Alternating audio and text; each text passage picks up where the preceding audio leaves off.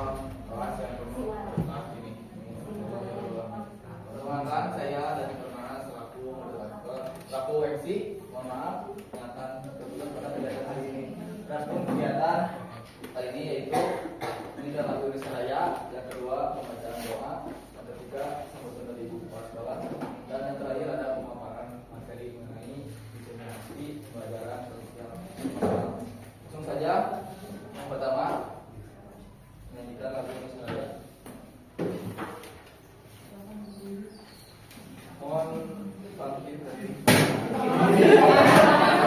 Mohon bangkit dari kubur.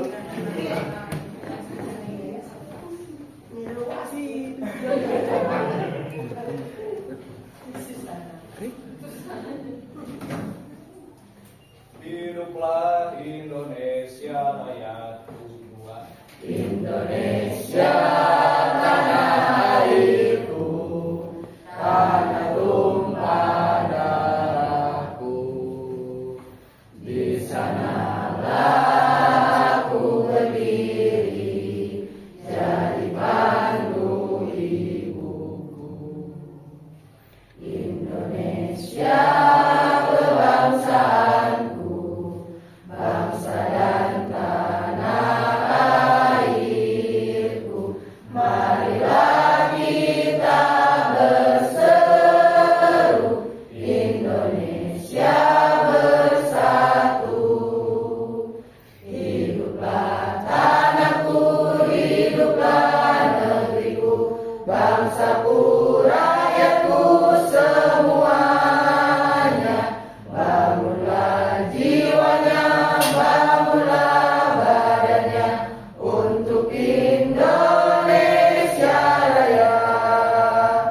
Indonesia Raya, merdeka, merdeka, tanahku, negeriku yang ku cinta. Indonesia Raya, merdeka, merdeka, hiduplah Indonesia Raya.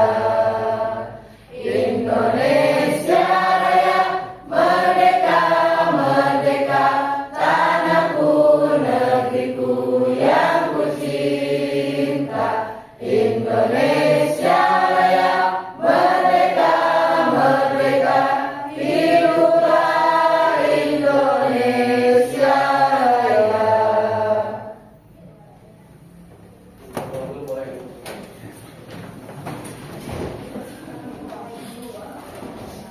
Kemudian dilanjutkan dengan pembacaan doa.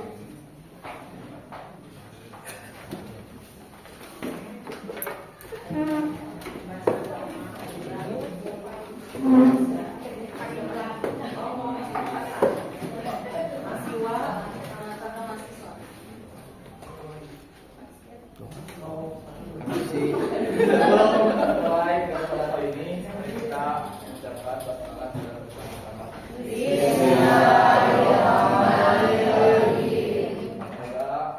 Semoga pada kali ini jadi kegiatan yang bermanfaat.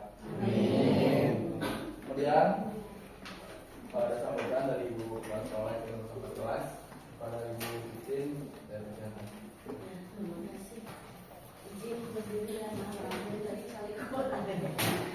Bismillahirrahmanirrahim. Assalamualaikum warahmatullahi wabarakatuh. Waalaikumsalam warahmatullahi wabarakatuh. Yang saya hormati Bapak Ibu guru dan rekan-rekan dari mahasiswa OPL. Alhamdulillah, sholawat beserta salam. Puji syukur syukur marilah kita panjatkan kehadirat Allah Subhanahu wa taala yang mana hari ini alhamdulillah kita bisa melaksanakan kegiatan diseminasi pembelajaran sosial emosional yang berkolaborasi dengan CGP ya Pak Fajar dan teman-teman kita di sini yang sedang melaksanakan PPG. Dan saya ucapkan juga terima kasih dan selamat juga kepada para Bapak Ibu guru wisudawan yang sudah melaksanakan dan lulus ya. Tahap 1 Pak ya. Tahap 1. Alhamdulillah dengan luar biasa ya. Setiap hari deg-degan dan segala macam dengan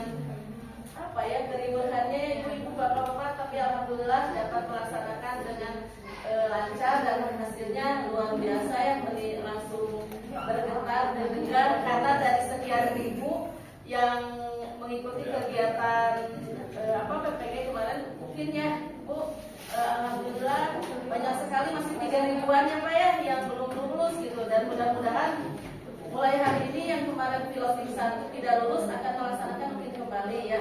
Dan Ibu juga ucapkan selamat berjuang buat teman-teman kita yang beberapa orang ini, berapa 5 orang ya selanjutnya ya, yang sedang berjuang juga, mudah-mudahan mendapatkan hasil yang maksimal, hasil yang bermanfaat nantinya ya, bukan hanya untuk diri kita pribadi, tetapi untuk berguna ke orang lain juga, seperti itu.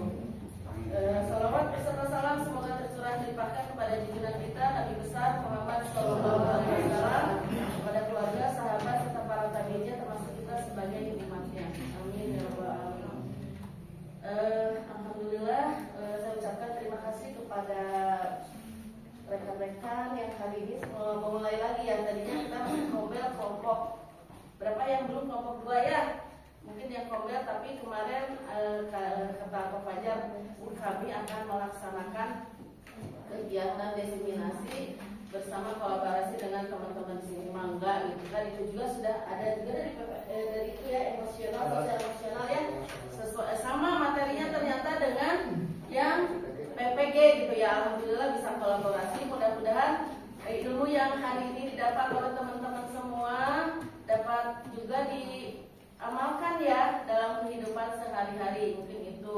Terus yang kedua, kemarin Ibu menyampaikan waktu ada kegiatan rapat, alhamdulillah Pak, kita kan kemarin butuh ya Bu ya untuk Erlangga yang kegiatan media digital ya, yang RLK gitu ya. Insya Allah Ibu anggarkan untuk tahun 2025 kita semua Pak, bukan hanya 1 paket saja, tapi ada 6 paket kalau nggak salah setiap kelas kita bisa menggunakan alat media digital RLK, dan mudah-mudahan ini bisa bermanfaat. Karena apa?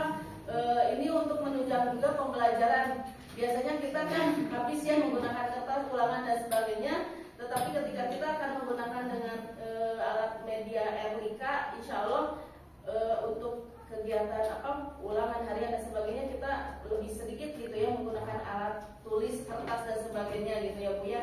Dan yang kedua juga kita juga akan Ibu juga membeli kemarin untuk perpustakaan Pak ya gitu. Jadi nanti akan ada aplikasinya, mangga Bapak Ibu guru juga bisa membuka aplikasi tersebut. Jadi tidak akan sulit lagi, Ibu tidak akan kesulitan kalau misalnya akan menyampaikan materi yang berhubungan dengan di kelas tersebut. Jadi ada perpustakaan e-book namanya, nanti semua itu ada di sana Pak. Itu yang akan sampaikan juga untuk AKAS tahun depan ya Bu ya. Selain saya akan juga menganggarkan untuk kegiatan CCTV Bu. CCTV kenapa? Karena pernah saya sampaikan juga ada sekolah besar, sekolah swasta dan negeri, dia sudah menggunakan CCTV di kelasnya, dan ada sesuatu hal-hal yang negatif Bu.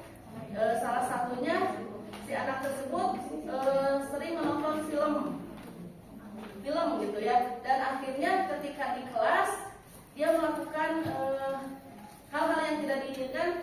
Ada orang tua yang menyampaikan bahwa anak tersebut kena dampaknya gitu ya.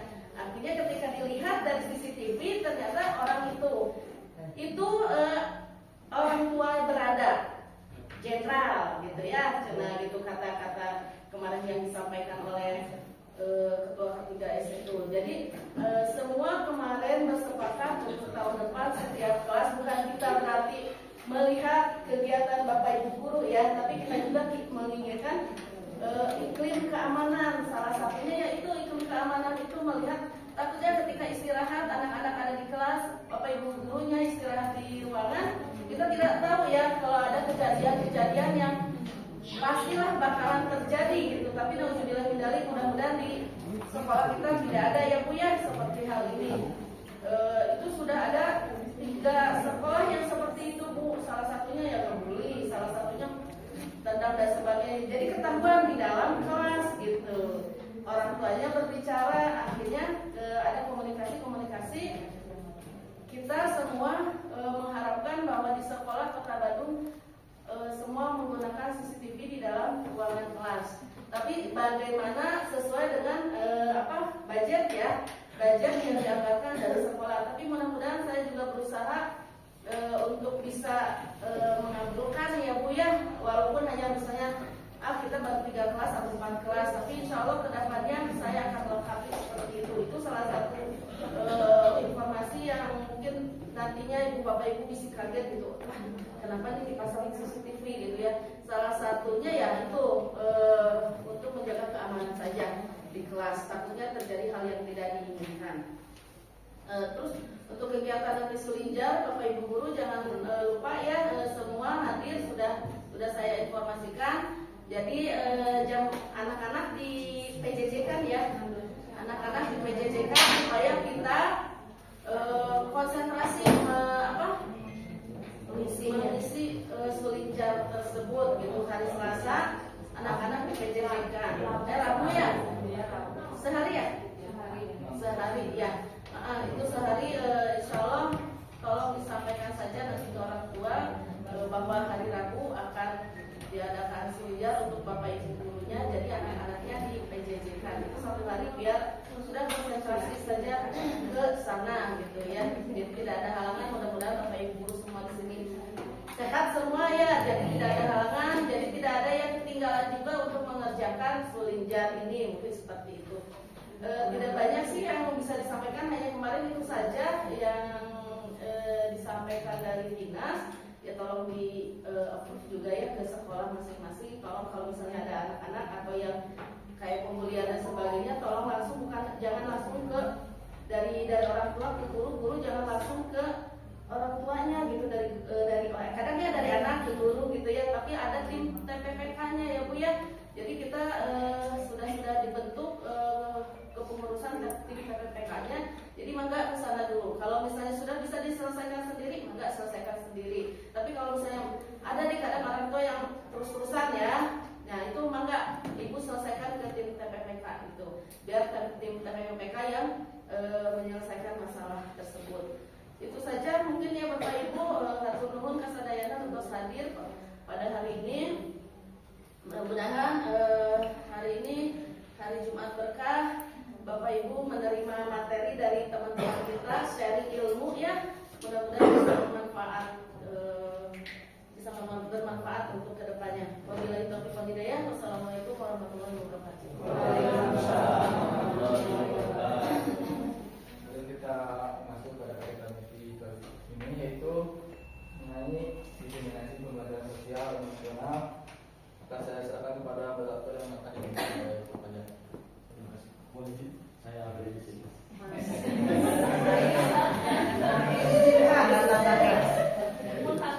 Assalamualaikum warahmatullahi wabarakatuh. Mohon izin sebetulnya ada satu lagi rekan kita, cuman diwakilkan saja. Baik Bapak Ibu, kita akan mulai pembelajaran, maksudnya diseminasi pembelajaran sosial emosional.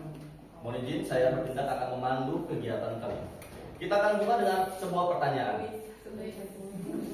Kira-kira apa yang muncul dalam benak Bapak Ibu guru ketika ada pertanyaan masalah anak murid yang berhubungan dengan sosial emosional? Kira-kira siapa yang berkenan untuk memberikan pendapat? Satu kata.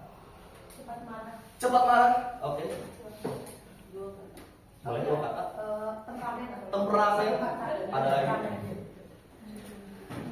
Masalah sesuai pengalaman Bapak Ibu, masalah yang berhubungan dengan sosial emosional. Jutek. Oke. Apa bahasanya kepayaan? Pundungan. Tidak respon, tidak ingin menang sendiri. Ya. Ada ini ada apa? Ada pengalaman egois.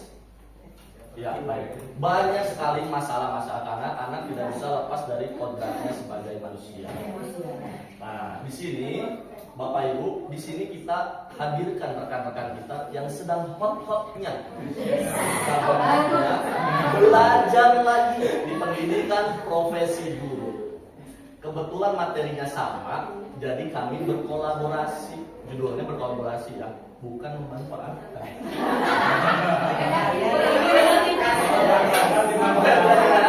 Berkolaborasi. Baik, sebelum kita lanjut, kita langsung saja ke pemateri pertama. Apa sih pembelajaran sosial emosional? Kita hadirkan pemateri pertama, Ibu Rat.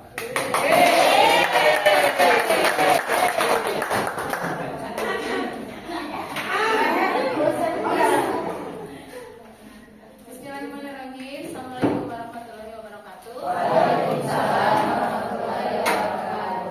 Baik, Ibu Bapak Guru, di sini saya akan memaparkan latar belakang dan tujuan dari pembelajaran sosial emosional. Ya, latar belakang di sini yaitu kesadaran akan proses pendidikan yang dapat menuntun tumbuh kembang murid secara holistik sudah menjadi perhatian pendidik sejak lama.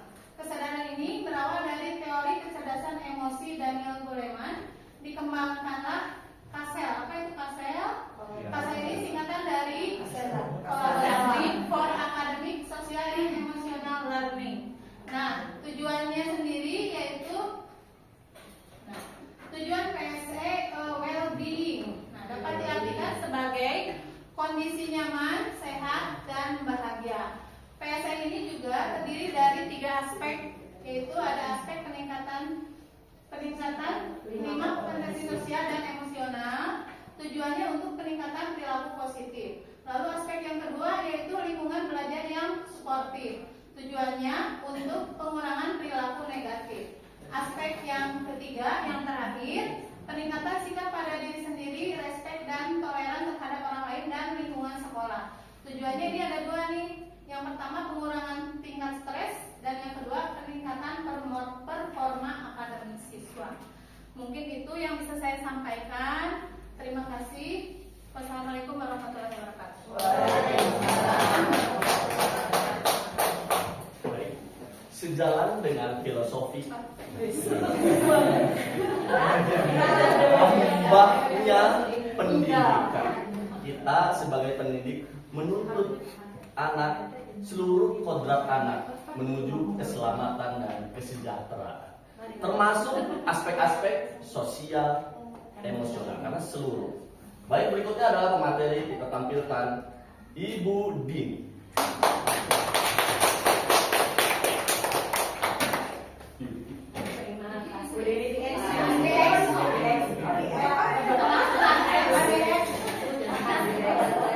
Baik, Bapak dan Ibu, tadi kurangin kan nilainya enggak? Melanjutkan dari pemateri sebelumnya tentang pembelajaran sosial dan emosional atau PSE, yaitu merupakan pembelajaran yang dilakukan secara kolaboratif oleh seluruh komunitas sekolah. Proses kolaborasi ini memungkinkan anak dan orang dewasa di sekolah memperoleh dan menerapkan pengetahuan, keterampilan, dan sikap positif mengenai aspek sosial dan emosional agar dapat, yang pertama itu adalah memahami, menghayati, dan mengelola emosi yang termasuk ke dalam kompetensi kesadaran diri. Kemudian juga ada menetapkan dan mencapai tujuan positif termasuk ke dalam kompetensi pengelolaan diri. Kemudian merasakan dan menunjukkan empati kepada orang lain atau kesadaran sosial. Kemudian membangun dan mempertahankan hubungan yang positif, itu termasuk ke dalam kompetensi keterampilan berelasi. Kemudian membuat keputusan yang bertanggung jawab atau pengambilan keputusan yang bertanggung jawab. Selanjutnya di sini ada kerangka pembelajaran sosial dan emosional, yaitu CASEL yang tadi, yaitu Collaborative for Academic, Social and Emotional Learning. Di sini ada 5 kompetensi di dalam lingkaran. Yang pertama ada kesadaran diri, emosi ya, kesadaran emosi atau emotion awareness. Kemudian ada manajemen diri atau self management. Kemudian ada keterampilan berelasi atau relation skills. Kemudian ada kesadaran sosial atau social awareness, dan ada pengambilan keputusan yang bertanggung jawab atau responsible decision making. Jadi di antara satu kompetensi dengan kompetensi yang lainnya itu adalah saling berkaitan. Saya sendiri, Bapak dan Ibu, itu sudah tahu ya kepanjangannya dari Social Emotional Learning. Nah, di sini 5 kompetensi ini satu sama lain itu saling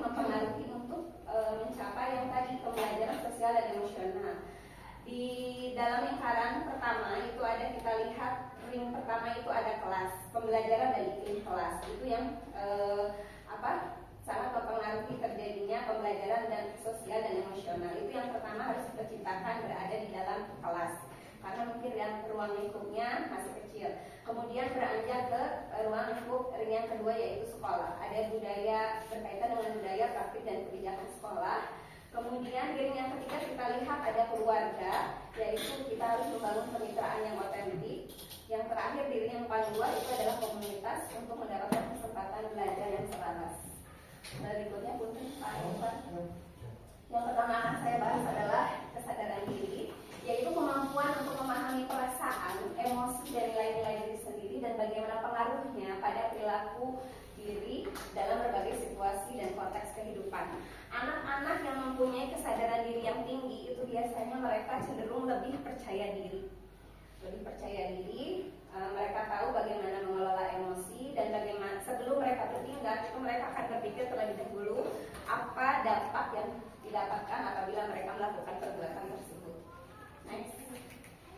Manajemen diri ini adalah kemampuan untuk mengelola emosi, pikiran dan perilaku secara efektif dalam berbagai situasi dan untuk mencapai tujuan dan aspirasi. Ini juga sama, si peserta didik diharapkan dapat mengelola emosi, pikiran dan perilaku dirinya agar mereka bisa mengelola sosial dan emosi mereka gitu, sehingga mereka dapat berelasi dengan baik dengan peserta didik yang lainnya. Untuk selanjutnya akan dilanjutkan oleh rekan saya berikutnya. Baik, terima kasih Ibu Dini. Ada 5 kompetensi sosial emosional. Baru 2 yang dijelaskan, 3 lagi. Mangga pada pemateri Ibu Elis.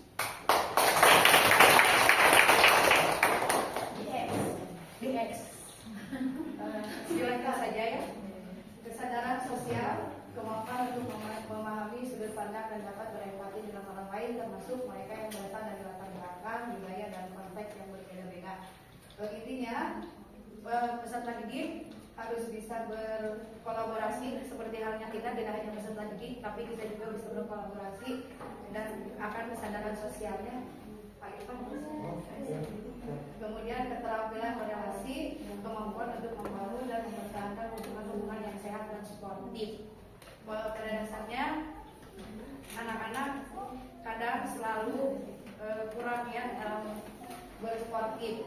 Nah, kita sebagai guru harus bisa meyakinkan anak bahwa harus sportif dan hubungan yang sehat. Tidak hanya dengan guru, tidak hanya dengan siswa, tapi dengan orang tua juga.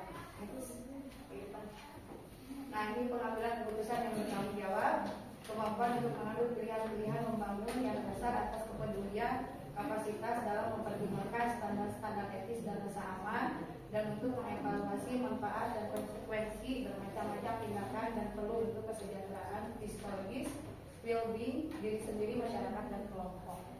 Untuk sekian, terima kasih. Lanjut lagi dengan materi selanjutnya. Baik, terima kasih Ibu Elis. Dari 5 kompetensi sosial emosional, sekarang bagaimana menerapkan atau implementasi pembelajaran sosial emosional ini? Selanjutnya akan dipaparkan oleh pemateri berikutnya, Ibu Siti Khadijah.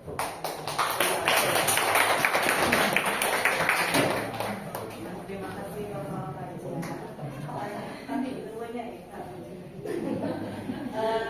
tadi sudah disebutkan yang 5 komponen itu. Nah, bagaimana sih mengimplementasikannya?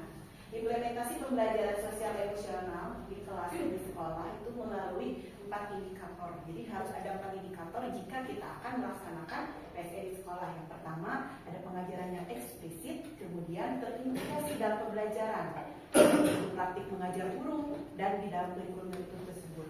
Kemudian penciptaan iklim kelas dan budaya sekolah yang mendukung tentunya. Kemudian penguatan PSE di kalangan PTK di sekolah, di kalangan pendidik itu sendiri. Next. Nah, apa sih pengajaran eksplisit itu? Implementasi PSE atau dengan pengajaran eksplisit memastikan murid memiliki kesempatan yang konsisten untuk menemukan, melatih, dan berefleksi tentang kompetensi sosial dan emosional dengan cara yang sesuai dan terbuka dengan keragaman budaya, Pengajaran eksplisit KSE dapat dilaksanakan dalam bentuk kegiatan kokurikuler dan ekstrakurikuler seperti yang telah kita laksanakan kegiatan pembiasaan. Itu bisa mendorong pembelajaran PSE itu berjalan dengan baik. Nah, pendidik juga dapat menggunakan berbagai proyek atau acara atau kegiatan sekolah yang rutin untuk mengajarkan kompetensi sosial dan emosional secara eksplisit. Terima kasih. Baik, terima kasih Ibu Sujoja. Ada 4, satu sudah dijelaskan bagaimana pengajaran pembelajaran eksplisit. Yang berikutnya adalah dari Ibu Asti. Kepada Ibu Asti, silakan.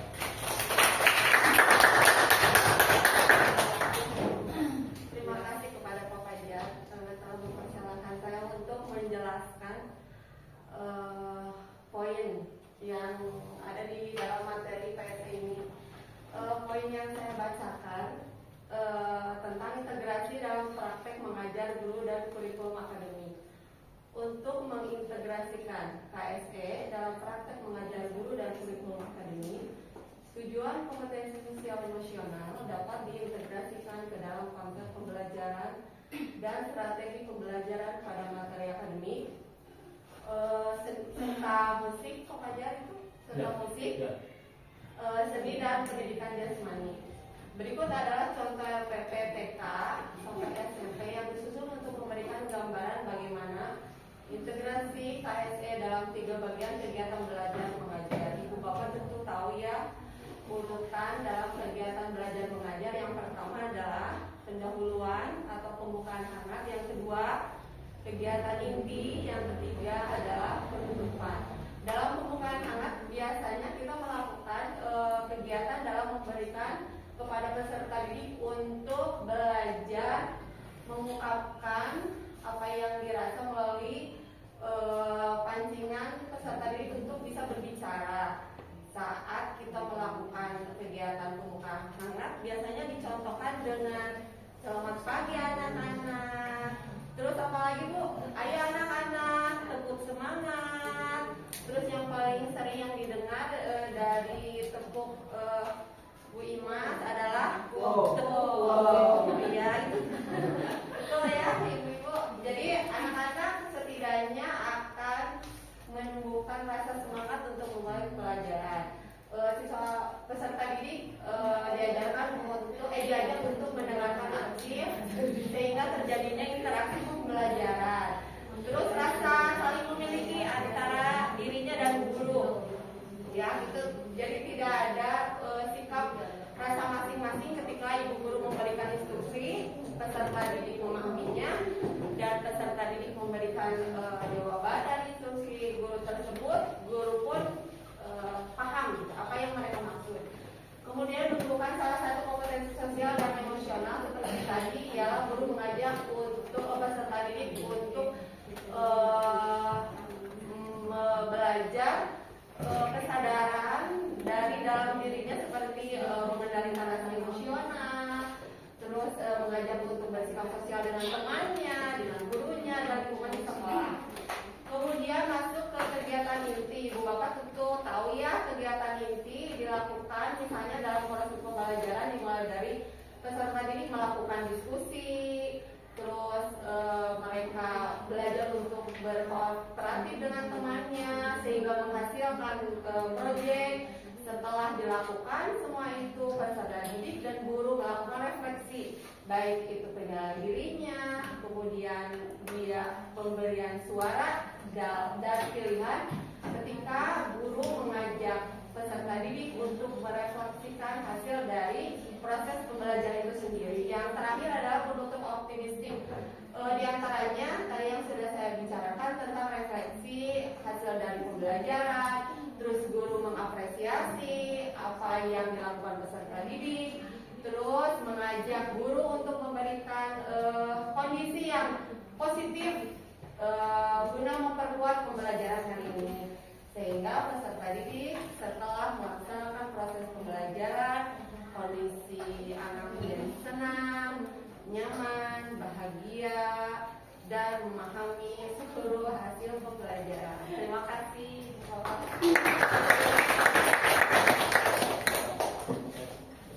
Baik, perbedaan pengajaran eksplisit dengan integrasi dalam pembelajaran, yaitu kalau pembelajaran eksplisit kita langsung pengen mati kerjasama, langsung to the point pada mati kerjasama. Seperti dalam kegiatan-kegiatan pramuka, kita langsung to the point dalam pembelajaran kerjasama. Kalau terintegrasi berarti Bapak Ibu mengintegrasikan pembelajaran sosial emosional ini dalam pembelajaran di kelas Bapak Ibu guru. Bisa dengan cooperative learning supaya ada interaksi antar murid, ataupun dengan project based learning yang tadi dijelaskan oleh Ibu Astri. Baik, berikutnya adalah menciptakan iklim kelas dan budaya sekolah. Kepada pemateri Ibu Erni dipersilakan.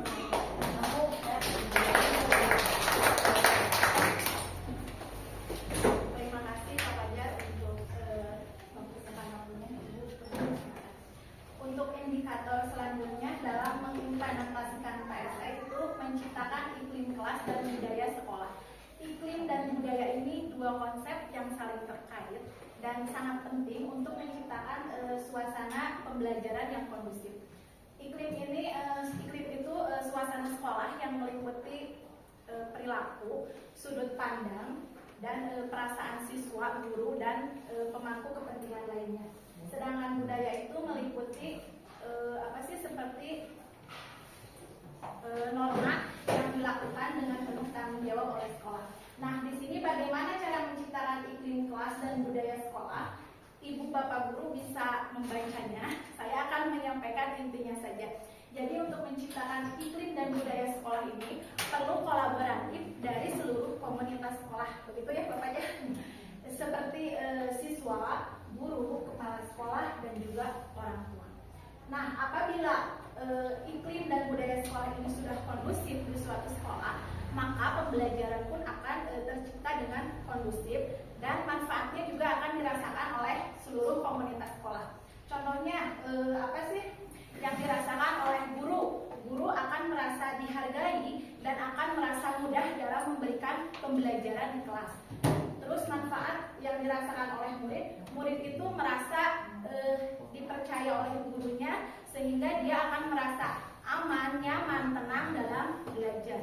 Dan juga mungkin manfaat yang dirasakan oleh kepala sekolah, kepala sekolah akan mudah dalam melakukan program-program yang direncanakan oleh sekolah. Dan untuk masyarakat, untuk orang tua, manfaatnya orang tua itu merasa dihargai ketika mereka dilibatkan dalam program-program sekolah. Mungkin itu dalam indikator menciptakan iklim kelas dan budaya sekolah. Terima kasih. Terima kasih Bu Erni. Tentu iklim sekolah nanti sebetulnya berhubungan dengan yang tadi dijelaskan oleh Ibu Kepala Sekolah PPK, berhubungan juga dengan disiplin positif, juga berhubungan dengan satu lagi layanan BK di sekolah dasar. Baik, berikutnya penguatan kompetensi kita sebagai pendidik dan tenaga pendidikan. Pada pemateri berikutnya Bapak Irfan dipersilakan. Ya, terima kasih Pak Fajar. Sudah ada yang mungkin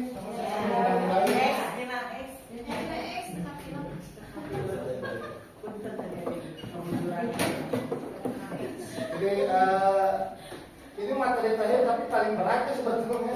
Beratnya Pak.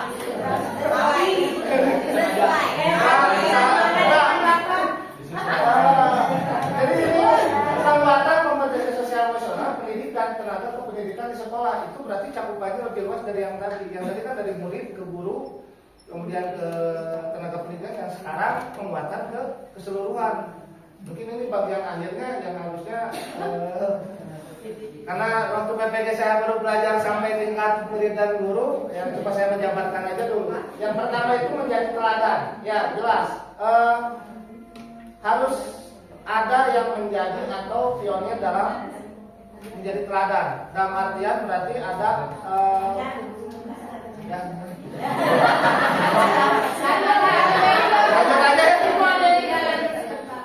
jadi ada yang menjadi role model. Nah, role model itu siapa ya? Berarti kita semua, seluruh tenaga pendidik dan kependidikan yang ada di sekolah. Sehingga membentuk yang tadi dijelaskan Pak Fajar sebuah iklim. Di mana setelah memodelkan, nah jangan lupa juga kita akan belajar terus-menerus. Harus selalu merefleksikan apa sih yang kurang, nah itu ada di dalam rapat kinerja evaluasi. Dan satu lagi di Komal kita bisa sharing. Itu bisa meningkatkan sebetulnya iklim. kebersamaan, kemudian emosional kita, apa yang kurang, apa yang harus ditingkatkan, atau apa yang memang sudah tercapai. Dan yang ketiga, berkolaborasi. Jelas, berkolaborasi itu adalah tim TPPK. Dan tim TPPK juga tidak akan bergerak sendirian, karena tim TPPK juga harus ada laporan dari guru, seperti yang Ibu Kepala tadi jelaskan, bahwa guru itu jangan, kalau misalkan memang sulit untuk menyelesaikan sebuah masalah, itu jangan langsung strike point kepada orang tua, tapi bisa dikolaborasikan dengan teman sejawat dulu, atau mungkin di situ sudah dibentuk tim TPPK, supaya oh ya berarti saya menerima masukan yang lain, supaya lebih apa bahasanya, lebih kondusif, lebih halus ke orang tuanya supaya menerima. Dan yang terakhir apa ya? Udah poinnya. Nah, kaitannya jelas ya dengan Standar Nasional Pendidikan bahwa Indonesia ingin menjadi negara yang zero bullying. Itu sebetulnya tujuan dari kaitan Standar Nasional Pendidikan itu, karena memang bullying itu lebih apa ya? Lebih kejam, lebih mungkin tidak berdarah tapi sakit gitu ya. Ya, itu yang dirasakan ya. Yang dirasakan. Karena bentuk bullying itu kan nggak harus selalu dia dipukul atau dia ditendang atau apapun itu secara kontak fisik ya. Tapi bullying juga secara verbal bisa terjadi. Mungkin sekian dari saya. Karena waktu yang terbatas ya. Terima kasih. Wassalamualaikum warahmatullahi wabarakatuh. Baik, pembelajaran sosial emosional ini ibaratkan kita merawat tanaman. Kita memberikan air supaya tumbuh. Kita memberikan pupuk supaya tumbuh dengan baik. Dan kita melihat, mengamati, jangan sampai ada hama yang jahat, serangga yang jahat. Kalau serangga yang baik, biarkan mereka membersamai tanaman. Tapi kita bukan, sapi ini bukan tentang tanaman, ini tentang murid kita. Karena kita adalah petani kehidupan. Sekian diseminasi pembelajaran sosial emosional. Wassalamualaikum warahmatullahi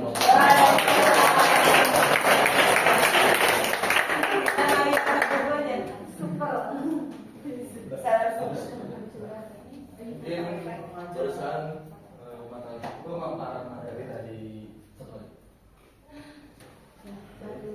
Terima kasih atas perhatiannya. Assalamualaikum warahmatullahi wabarakatuh.